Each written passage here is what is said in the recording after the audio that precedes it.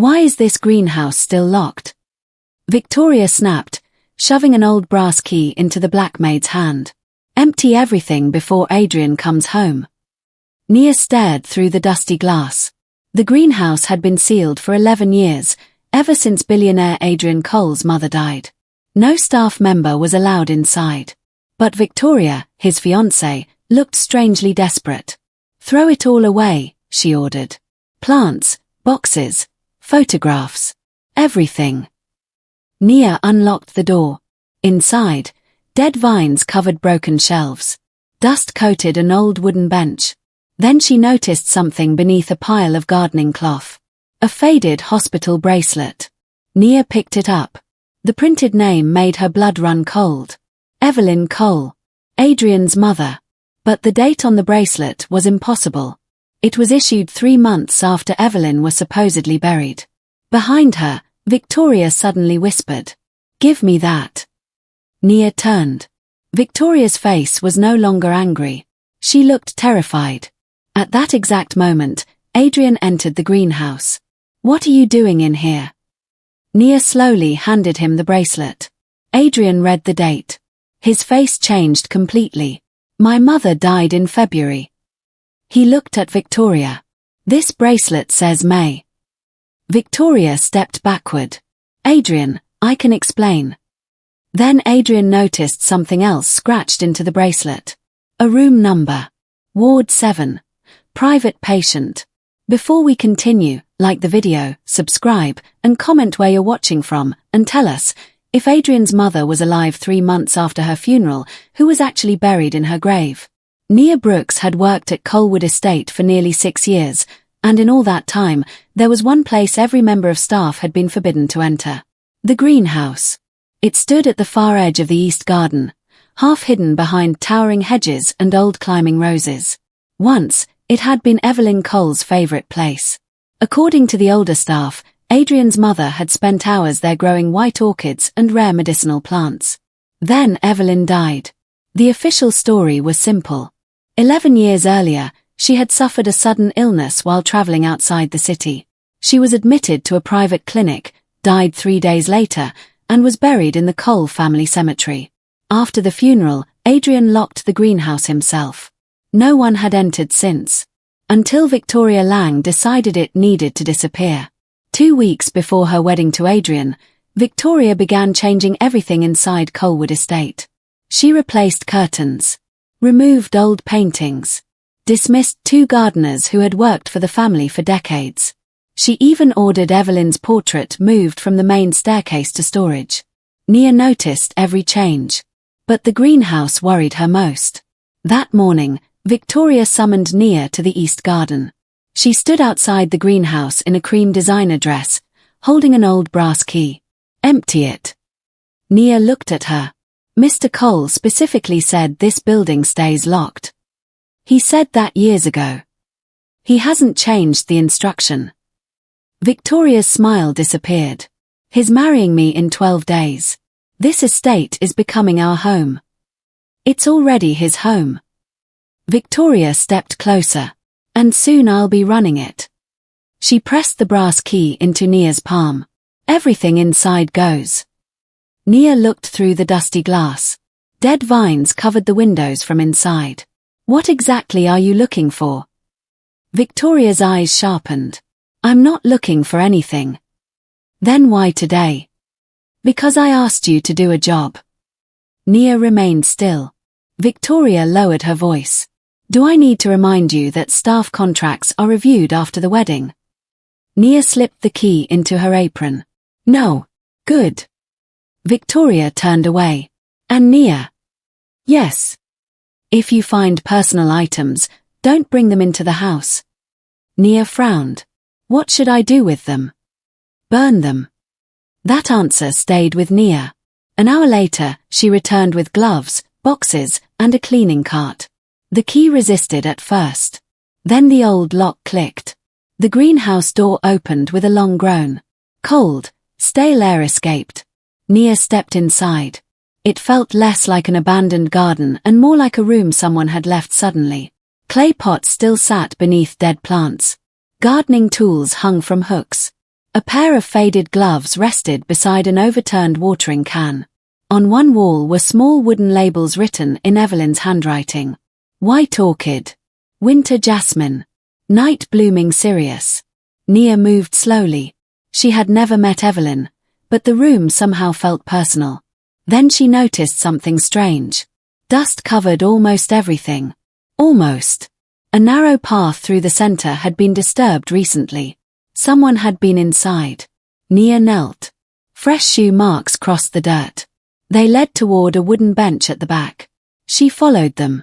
Underneath the bench sat 3 old storage boxes. The first contained gardening books. The second contained photographs of Adrian as a child. The third was empty except for a folded hospital blanket. Nia lifted it. Something plastic fell onto the floor. A hospital bracelet. She picked it up. The name was faded but readable. Evelyn Cole. Nia immediately thought of Adrian. Then she saw the date. May 17th. Evelyn Cole had supposedly died on February 12th.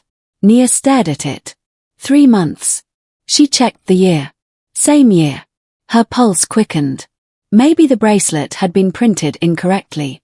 Maybe Evelyn had been hospitalized earlier. But the date was clearly after the funeral. Nia turned it over. On the back, someone had scratched 3 words into the plastic. Ward 7. Private patient. A sound came behind her. Nia spun around. Victoria stood in the greenhouse doorway. She had returned without making a sound. Her eyes were fixed on the bracelet. What did you find? Nia closed her hand. Nothing. Victoria stepped inside. What's in your hand? Why were you in such a hurry to empty this place? Victoria stopped. Give it to me. Nia's suspicion became certainty. You knew something was here. I said give it to me. Victoria grabbed Nia's wrist. Nia pulled away. Don't touch me. For a second, Victoria's polished expression vanished. There was real fear underneath it. If Adrian sees that, you have no idea what you'll start. Nia stared at her. What happened to Evelyn Cole? Victoria's face went still. She died. Then explain the date. I don't have to explain anything.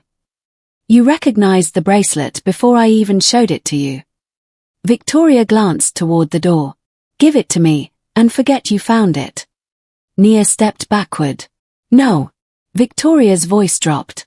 You think Adrian will believe you? I'm not asking him to believe me. Nia held up the bracelet. He can read. Victoria lunged for it. At that exact moment, a man's voice came from outside. What's going on? Both women froze. Adrian Cole appeared in the doorway. He had returned from New York almost 5 hours early. His eyes moved from Victoria to Nia, then to the open greenhouse. His expression darkened. Who unlocked this? Victoria answered immediately. Nia did. Nia looked at her. She ordered me to. Victoria shook her head. I told her this place was private. That's a lie. Adrian stepped inside. Nia. His voice was calm. What happened? Nia opened her hand. I found this. Adrian took the bracelet. The moment he read his mother's name, something changed in his face. Then he saw the date. His breathing slowed. My mother died in February. Nia nodded. That bracelet was issued in May. Victoria stepped closer. Adrian, old hospital records get mislabeled all the time. He ignored her. His thumb moved across the scratched words. Ward 7. Private patient. Adrian stared at them for several seconds. Then he looked toward Victoria. How did you know this greenhouse needed to be cleared today? Victoria's lips parted. No answer came. Adrian turned back toward the storage box. He pulled out the hospital blanket. Something was stitched into one corner. A small fabric tag. Nia leaned closer. It carried the name of a medical facility. St. Aurelia Recovery Center. Adrian went completely still. Nia asked, You know that place? He nodded slowly. My father owned it. Victoria's face drained of color. Adrian looked at her. And it closed the same year my mother died. He took out his phone. Someone is going to tell me why my dead mother was admitted there 3 months after her funeral. Victoria suddenly grabbed his arm. Adrian, don't call anyone. He looked down at her hand. Why?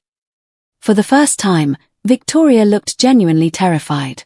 Because if Ward 7 still exists. She swallowed. Then your mother may not have been the only person kept there. Adrian stared at Victoria. What do you mean, if Ward 7 still exists? Victoria's hand slipped from his arm. For several seconds, she said nothing. Nia watched her carefully. This was no longer the reaction of a woman embarrassed by an old family secret. Victoria looked frightened of something that might still be alive. Adrian stepped closer. You knew about Ward 7. Victoria shook her head. Not exactly. That isn't an answer. She looked toward the greenhouse door. My father used to mention Saint Aurelia. Adrian frowned. Your father? Years ago. He handled private legal work for several medical facilities. What was his connection to my father? Victoria swallowed. I don't know. Nia said quietly, you knew enough to recognize that bracelet. Victoria looked at her. I recognized the facility name. You tried to take the bracelet before you saw the blanket. Victoria's eyes hardened. Nia, stay out of this. Adrian immediately replied, she stays. That silenced her. He took another photograph from the storage box. It showed Evelyn Cole standing beside the greenhouse door. Next to her was another woman in a nurse's uniform. On the back, someone had written, Mara, July 2005. Victoria saw the photograph. Her face changed again. Adrian noticed. You know her too. No. You just reacted. I didn't. Nia stepped closer. Then why are your hands shaking? Victoria looked down. They were. Adrian turned the photograph over again. Mara. Then he suddenly went still. What? Nia asked. My mother used to mention someone named Mara when I was a child. Who was she? I thought she was a family friend. Victoria backed toward the doorway. I need some air. Adrian blocked her path. No. Her expression sharpened. You can't keep me here. I'm not keeping you here. I'm asking why my supposedly dead mother had a hospital bracelet dated 3 months after her funeral, and why you seem to know every name connected to it. Victoria stared at him. Finally she whispered, because my father once told me Evelyn Cole didn't die when everyone thought she did. The greenhouse went silent. Adrian's face emptied of emotion. What? I was 16. I overheard him arguing with someone. Who? I don't know. What did he say? Victoria looked ashamed. He said, if Evelyn wakes up, everything collapses. Adrian stared at her. And you never told me. I didn't know what it meant. You became engaged to me. I thought it was old family gossip. Nia looked at the hospital bracelet. No one whispers about dead people waking up unless they were alive. Adrian turned toward the greenhouse shelves. He began pulling boxes down. Help me. Nia immediately joined him. Victoria remained frozen. They searched through gardening journals, old receipts, seed packets, photographs, and rusted tools. Then Nia found a small metal cash box wedged beneath a shelf. It was locked. Adrian picked up a garden hammer and struck the clasp. The lid opened. Inside were 3 cassette tapes. One had a handwritten label. Ward 7, EC. Adrian picked it up. EC. Evelyn Cole, Nia said. Victoria whispered, don't play that here. Adrian looked at her. Why? If my father knew about this greenhouse, he may have known about the tapes. Your father is dead. No. Adrian froze. Victoria closed her eyes. He's alive. Nia stared at her. You told everyone he died 4 years ago. I lied. Adrian's voice became dangerously calm. Why? Because he disappeared. That's different from dying. He told me if anyone connected him to Saint Aurelia, I should say he was dead. Adrian laughed once, without humor. So your father may be connected to my mother's disappearance, and you still agreed to marry me. I didn't know the full story. How much did you know? Victoria's eyes filled with tears. Enough to be afraid. Adrian took the tapes. We're going inside. They moved into Evelyn's old sitting room. Adrian found an antique cassette player in a cabinet and inserted the first tape. Static filled the room. Then a woman's voice. Weak, breathless, but unmistakable. Adrian sat down slowly. Mom. Evelyn's recorded voice continued. If Adrian ever hears this, then I failed to come home. Adrian covered his mouth. Nia stood beside him. The tape crackled. I am recording this from Ward 7, at St. Aurelia Recovery Center. I am not here voluntarily. Victoria went pale. Evelyn continued. I was brought here after discovering that Thomas Cole was transferring company money into private medical accounts. Adrian whispered, my father. I confronted him. He told me I was confused. 2 days later, I woke up here. Nia felt a chill run through her. The recording continued. They told Adrian I was sick. Then they told him I died. Adrian's eyes filled. My funeral. There was no viewing, Evelyn said on the tape. Thomas said it would be easier that way. Victoria stepped backward. Evelyn's voice weakened. There is another patient here. Her name is Mara. She says she worked for Victoria Lang's father. Victoria stopped breathing. Nia looked at her. The tape continued. Mara says he handled the paperwork that created Ward 7. Adrian slowly turned toward Victoria. Her face had gone completely white. Then Evelyn said something that made all three of them freeze. If Mara is telling the truth, Thomas Cole did not create this place. Static crackled. He was protecting someone else. Adrian leaned toward the cassette player. Who? Evelyn's voice returned. Quieter now. The man behind Ward 7 is named. The tape suddenly stopped. Adrian stared at the machine. No. He pressed play again. Nothing. Nia opened the cassette compartment. The tape ribbon had been cut. Not broken. Cut cleanly. Victoria whispered. Someone removed the name. Adrian looked at the remaining 2 tapes. Before he could reach for the second one, his phone rang. Unknown number. He answered. No one spoke. Then an elderly male voice whispered. Adrian Cole. Yes. You opened the greenhouse. Adrian stood. Who is this? The voice ignored him. If you found Evelyn's tapes, do not trust Victoria. Victoria stared at the phone. Adrian asked, why? A pause. Then the man answered. Because her father isn't missing. Adrian's grip tightened. Where is he? The voice replied. He's been living under another name inside St. Aurelia for 11 years.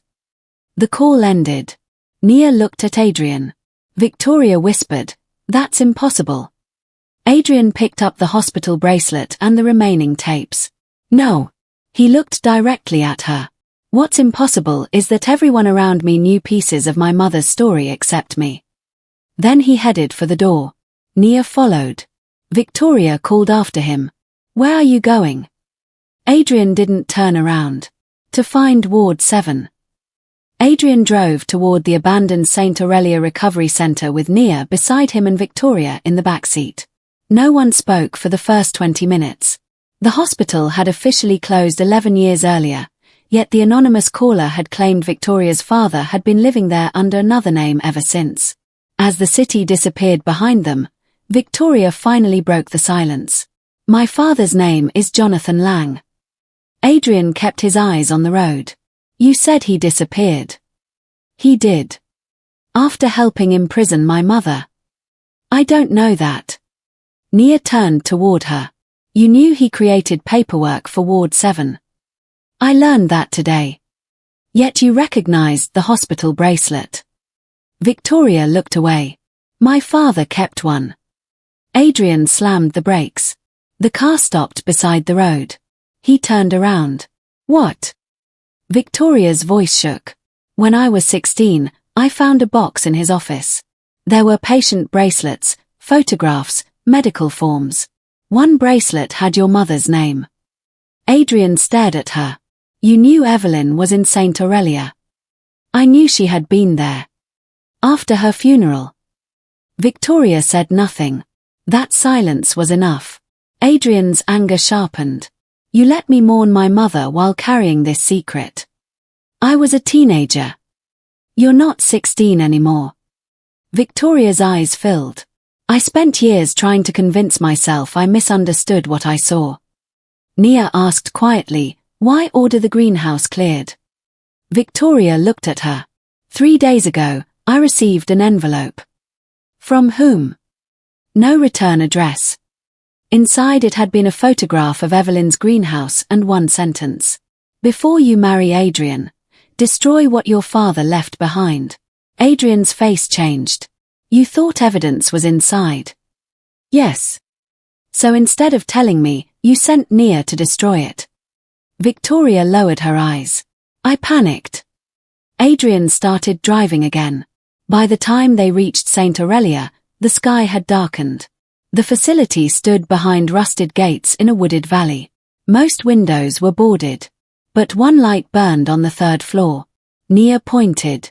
That building isn't abandoned. Adrian parked near an overgrown service entrance. The front doors were chained, but Nia discovered a side entrance where the lock had recently been replaced. Victoria stared at it. Someone maintains this place. Adrian called the police and gave them the location. 20 minutes, he said after ending the call. Nia looked at the building. We wait. Then Adrian's phone buzzed. A text from the unknown number. Ward 7. 3rd floor.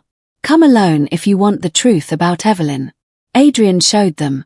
Victoria whispered, it's a trap. Probably. He opened the car door. Nia followed. You're not going alone. Victoria hesitated, then joined them. Inside, the hospital smelled of dust and disinfectant. That frightened Nia. Dust belonged in an abandoned building. Fresh disinfectant did not. They climbed the stairs. The first 2 floors were empty. On the 3rd, a metal security door carried faded lettering. Ward 7.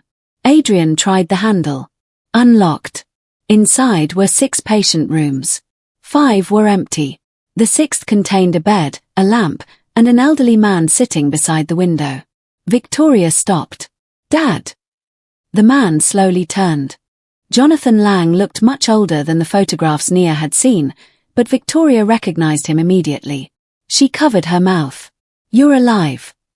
Jonathan stared at his daughter. I told you never to come here. Victoria rushed forward. You let me believe you were dead. I was trying to keep you alive. Adrian stepped between them. Where is my mother?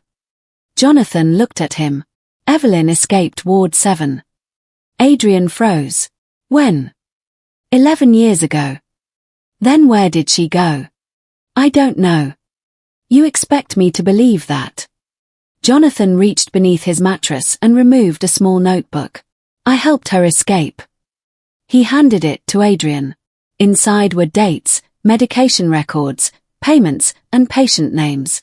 Nia saw dozens of entries. This wasn't just one secret patient.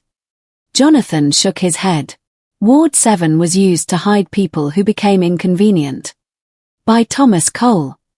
Adrian asked. Your father funded it.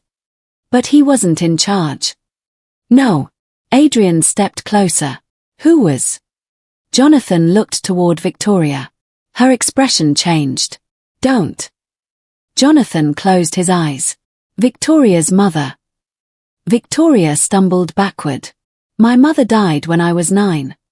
Jonathan looked at her sadly. That was the first lie. Nia felt the room turn cold. Victoria whispered, where is she? Jonathan answered, she changed her name. Adrian opened Evelyn's notebook. One name appeared repeatedly beside payments authorized for Ward 7. Dr. Celia Vale. Victoria stared at it. My mother's name was Celia Lang. She used Vale professionally. Adrian's eyes narrowed. Vale. Jonathan nodded. That was the surname she used after leaving us. Nia suddenly remembered something. Serena Vale. Everyone looked at her. Adrian frowned. Who? Nia pointed to the notebook. The director listed on the old St. Aurelia charity records. Serena Vale. Jonathan's face went pale. That's her. Victoria whispered, My mother is Serena Vale. Jonathan nodded. She built Ward 7 with Thomas Cole. Your father handled the legal paperwork. I helped cover the patient identities. Adrian's hands clenched. And Evelyn discovered everything. Yes. Why wasn't she killed? Jonathan looked toward the hallway. Because Serena wanted something from her. What? Before Jonathan could answer, a woman's voice came from the doorway. Something Evelyn refused to give me. They turned. An elegant woman in her 60s stood there. Beside her were two men. Victoria stared at her as if seeing a ghost. Mom. Serena Vale smiled. Then she looked directly at Adrian. Your mother survived her funeral, Adrian. His heart stopped. Serena continued. And unless Evelyn finally tells me where she hid the Cole family trust records. Her smile disappeared. She won't survive tonight. Serena Vale's words froze the room. Your mother survived her funeral, Adrian. Adrian stepped toward her. Where is Evelyn? Serena smiled faintly, still asking the wrong question. One of the men beside her locked the Ward 7 door. Victoria stared at Serena. You're really my mother. Serena's expression softened for barely a second. I gave birth to you. That isn't what I asked. Serena ignored her and looked at Adrian. Your mother discovered something Thomas Cole never intended her to see. The trust records. Not ordinary trust records. Jonathan stood slowly from the bed. Don't tell him anything. Serena turned toward him. You've spent 11 years hiding in this building, Jonathan. You don't get to become brave tonight. Adrian opened Evelyn's notebook again. What was in those records? Serena's smile disappeared. Proof that Thomas and I diverted millions from Cole family trusts into private medical companies. Ward 7 was only one of them. Nia stared at her. You imprisoned people to protect financial crimes. People who threatened hundreds of employees, investors, and families. Nia shook her head. No. People who threatened you. Serena's eyes sharpened. Then Adrian's phone vibrated. One bar of signal. A message from police. Officers on property. Do not engage. Adrian slipped the phone back into his pocket without looking down. Where is my mother? Serena studied him. Evelyn escaped with Jonathan's help. But 6 months ago, she contacted me. Adrian's heart hammered. Why? She wanted to trade the original trust records for something. What? Victoria. Victoria looked stunned. Me. Serena finally turned toward her daughter. Evelyn believed you deserved to know who I was before you married into the Cole family. Victoria's eyes filled. She was trying to protect me. Yes. And you stopped her. Serena said nothing. That silence answered everything. Nia stepped forward. You have Evelyn now. Serena looked at her. Very observant. Where? A faint sound came from behind the wall. 3 knocks. Pause. 3 more. Jonathan's face changed. Roommate. Adrian looked around. There is no roommate. Jonathan pointed toward an old medicine cabinet. Because it was removed from the plans. Serena shouted, Stop. Nia moved first. She yanked the cabinet open. Behind it was a narrow steel door. Adrian rushed forward and pulled it open. A small hidden room appeared. And inside, sitting on a bed beneath a single lamp, was an elderly woman. Her hair was white. Her face thinner than the photographs. But Adrian recognized her immediately. Mom. Evelyn looked up. For several seconds, She seemed unable to breathe. Then she whispered, "Adrian." He crossed the room and dropped to his knees beside her. Evelyn touched his face with shaking hands. "You got old." Adrian laughed through tears. "So did you." Nia looked away, fighting tears of her own. Behind them, Serena suddenly grabbed the blue medical file from Jonathan's bed and ran toward the door. Victoria stepped directly into her path. "Move." "No. I'm your mother." Victoria's voice trembled. "You left me with a lie for 20 years. Serena tried to shove past her. Victoria held her ground. "You don't get to use that word now." Police voices thundered from the hallway. The two men beside Serena raised their hands immediately. Serena froze. Officers entered and arrested all three. Hours later, investigators searched Ward 7. Story title: Police arrested the Black Maid for theft, then the billionaire checked his tablet and exposed his fiancée. Story script or summary. Paste short script or summary here. Create an ultra-realistic, high-end cinematic YouTube thumbnail in a 16:9 aspect ratio based on the single strongest dramatic moment from the title and script. Very important character rule. Every new thumbnail must have completely fresh, unique human faces. Do not reuse the same faces, same facial structure, same hairstyle, same expressions, or same character look from any previous thumbnail. Each image must feel like a brand new cast from a new story. The maid, a vulnerable woman, must always be a black woman with deep brown or dark skin unless the script clearly says otherwise. The wealthy bride, a fiancé, must also have a fresh new face every time. The billionaire, a CEO of Witness, must have a fresh new face every time. Do not make repeated AI-looking faces. Do not copy faces from reference images unless I specifically upload a character reference and ask for the same character. Visual storytelling. Select one instantly understandable moment of conflict, humiliation, confrontation, discovery, betrayal, or emotional reversal. Show the story through clear character positions, expressive faces, body language, props, wardrobe, and environment. The viewer should understand the drama in 1 second. Character composition. Use 2 to 4 important characters only. Place the main antagonist or dominant character prominently in the foreground or midground. She should look arrogant, angry, cruel, accusatory, or suddenly exposed. Place the black maid vulnerable woman lower in the frame, standing back, seated, kneeling, holding an object, or reacting emotionally, but without injury. She should look humiliated, shocked, tearful, dignified, or overwhelmed. Place the powerful witness, billionaire, fiancé, husband, CEO, or authority figure in the background, doorway, aisle, or behind the main conflict. He should clearly see the moment and look shocked, angry, protective, suspicious, or realizing the truth.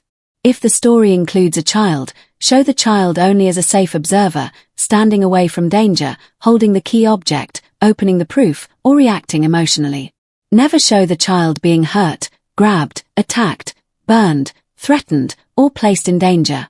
Keep every important face large, sharp, emotional, and easy to read on a mobile screen. Use strong triangular composition and clear visual hierarchy. Avoid awkward anatomy, hidden hands, duplicated people, confusing poses, or extra limbs. Facial expressions. Use highly expressive but realistic emotions. Antagonist. Furious, arrogant, mocking, accusatory, controlling, or suddenly panicked. Black maid vulnerable woman. Tearful, shocked, humiliated, frightened, emotionally overwhelmed, but still dignified. Billionaire witness. Stunned, disappointed, angry, protective, suspicious, or realizing the truth. Child, innocent, scared, confused, brave, or shocked, always safe and away from physical conflict. Setting. Use a bright, elegant luxury environment matching the story, such as a grand mansion interior, luxury hotel ballroom, expensive dining room, marble foyer, glamorous engagement party, wealthy family estate, upscale restaurant, executive penthouse, or luxury church wedding. Include polished marble floors, chandeliers, golden architectural details, expensive furniture, elegant table settings, white flowers, candles, and subtle background guests or staff. Keep background figures softly blurred so they do not distract from the main action. Wardrobe. Black maid vulnerable woman. Neat black and white professional maid uniform, white apron, white collar, simple natural hairstyle or bun, realistic emotional face. Wealthy bride fiancée rich woman. Glamorous red, pink, silver, emerald, champagne, or white designer gown, jewelry, styled hair, luxury makeup, fresh unique face. Billionaire a CEO witness, dark tailored suit or black tuxedo, polished wealthy appearance, fresh unique face. Child, simple elegant dress or formal outfit matching the scene, safe position, innocent expression. Lighting and quality. Bright cinematic lighting with warm golden highlights, soft white fill light, controlled contrast, realistic skin texture, glossy luxury surfaces, sharp eyes, detailed fabric, natural hair, and premium mover poster quality. Use a medium-wide or 3/4 body camera angle with a subtle low-angle perspective. Make the main action readable immediately. Use shallow depth of field while keeping all main characters sharp. Safe drama rule. If the story contains a dangerous or physically harmful action, show only a safe, non-graphic cinematic moment. Show the instant before contact, the interrupted action, or the harmless aftermath. Use spilled liquid, fallen objects, scattered belongings, torn fabric, broken decor, dropped proof, or shocked reactions as visual evidence. Do not show burns, blood, wounds, bruises, visible injury, painful impact, or graphic violence. Style. Photorealistic, emotionally intense, polished luxury melodrama, premium streaming series poster, realistic anatomy, cinematic depth, bright high-contrast lighting, clean composition, highly clickable but believable. Do not include. No text, captions, logos, watermarks, arrows, circles, split screen, comic effects, blood, wounds, burns, visible injury, graphic violence, sexual content, distorted faces, extra fingers, duplicated limbs, blurry eyes, repeated faces from previous thumbnails, excessive background clutter, or cartoon styling. Final goal. Produce one powerful fresh visual that communicates the central conflict within 1 second, creates curiosity about what happens next, and looks like a professionally photographed luxury drama YouTube thumbnail. Extra face freshness command. Generate completely new faces for all characters in every output. Do not repeat the same bride face, same maid face, same billionaire face, same child face, same hairstyle, same eye shape, same nose, same jawline, or same overall look from any previous image. Every thumbnail must look like a new cast, new story, new people, while keeping the black maid character rule.